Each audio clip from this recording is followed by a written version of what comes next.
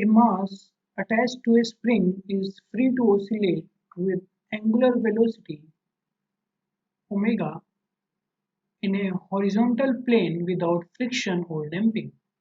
Without friction or without damping. It is pulled to a distance x naught and pushed towards the center with a velocity v naught, okay, at time t is equal to 0. Determine the amplitude of the resulting oscillations in terms of the parameters omega, x naught and v naught. And also we are given a hint, start with the equation x is equal to a cos omega t plus theta and note the initial velocity is negative. Okay, if I understand the problem, we are given, suppose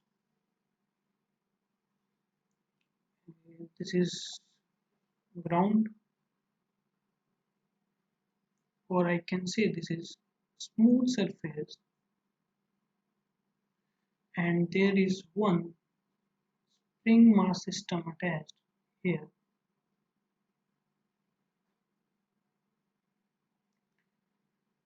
Okay, and this mass is pulled to a distance x naught. This mass is pulled to a distance x naught, and at t is equal to 0, its displacement is x naught, and it is given a velocity v naught in this direction. T is equal to 0, its displacement is x naught and velocity is v naught. Actually, v naught in minus I cap direction because velocity is negative, and we need to determine its amplitude of oscillation. Okay, so if I consider that displacement of particle of or displacement of the object or block of mass m, if I consider its mass to be m, x at any instant of time t is a cosine of omega t plus theta, where theta is the initial phase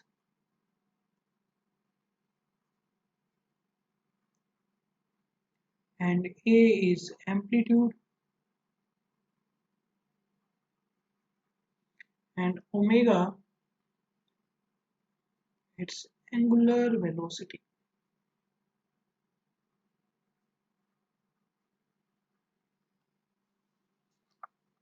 Okay, now if I calculate the velocity of particle or velocity of object as dx by dt is equal to minus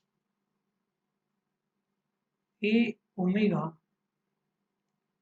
sine of omega t plus theta. Okay, if I call this as equation 1 and if I call this as equation 2, and using the initial conditions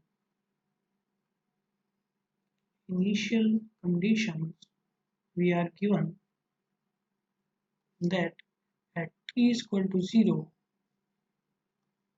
x is equal to x naught and v is equal to minus v naught.